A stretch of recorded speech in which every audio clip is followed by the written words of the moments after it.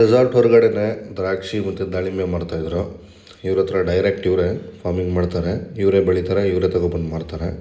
ಅದರಿಂದ ರೇಟ್ ಕೂಡ ಕಡಿಮೆ. ದಾಳಿಂಬೆ ನೋಡಿ ಎಷ್ಟು ಚೆನ್ನಾಗಿದೆ, ಫ್ರೆಶ್ ಆಗಿದೆ. 120 ರೂಪಾಯಿ kg. ದ್ರಾಕ್ಷಿ ಬಂದು 80 ರೂಪಾಯಿ kg. ನೀವಿರೋ ಜಾಗದಲ್ಲಿ ಏನು ರೇಟ್ ಇದೆ ಕಮೆಂಟ್ ಮಾಡಿ. ನನ್ನ ಪ್ರಕಾರ ಕಡಿಮೆ ರೇಟೇ ಇದು. ದ್ರಾಕ್ಷಿ ನಾನು ಟೇಸ್ಟ್ ಮಾಡಿದೆ, ತುಂಬ ಚೆನ್ನಾಗಿತ್ತು. ಡೈರೆಕ್ಟಾಗಿ ಇವರೇ ಬೆಳೀತಾರೆ, ಇವರೇ ಥರ ತೊಗೊಬಂದು ಮಾರ್ತಾರೆ.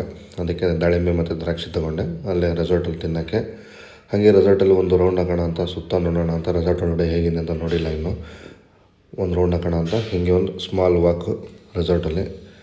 ನೋಡಿದ್ರೆ ಹಲಸಿನ ಮರ ಇಲ್ಲೇ ಇದೆ. ಏನು ಹಲಸಿನ ಕೈಗೆ ಸಿಗುತ್ತೆ, ಕೀಳ್ಬೋದು ಆ ಥರ. ಆದರೆ ಇಲ್ಲಿ ಕೀಳೇನು ಮಾಡೋಕ್ಕಾಗಲ್ಲ, ಇಲ್ಲಿ ಕುಯ್ಯೋಕ್ಕಾಗುತ್ತೆ. ಅದಕ್ಕೆ ನಮ್ಮ ಮನೆ ಹತ್ರನೇ ಚೆಂದ. ಹಾಗೆ ಪಾಂಡ್ ಇದೆ ಕೆಳಗಡೆ ಒಂದು, ಆ ಪಾಂಡನ್ನ ನೋಡಿಕೊಂಡು. ಪಾಂಡು ಚೆನ್ನಾಗಿತ್ತು. ಹಾಗೆ ಸ್ವಿಮ್ಮಿಂಗ್ ಫೂಲ್ ಕಡೆ ಬಂದೆ, ನೋಡೋಣ ಸ್ವಿಮ್ಮಿಂಗ್ ಫೂಲಲ್ಲಿ ಜನ ಇದ್ದಾರಾ ಇಲ್ವೋ ಅಂತ. ಸ್ವಿಮ್ಮಿಂಗ್ ಫೂಲಲ್ಲಿ ಜನ ಇಲ್ಲ, ಯಾಕಂದರೆ ಬಿಸಿಲು ಕಡಿಮೆ ಇದೆ ಇಲ್ಲಿ. ಅದಕ್ಕೆ ನಾನು ಅಷ್ಟೇ ಬಿಸಿಲು ಬಂದಾಗ ಸ್ವಲ್ಪ ನೀರಲ್ಲಿ ಆಟ ಆಡ್ತೀನಿ.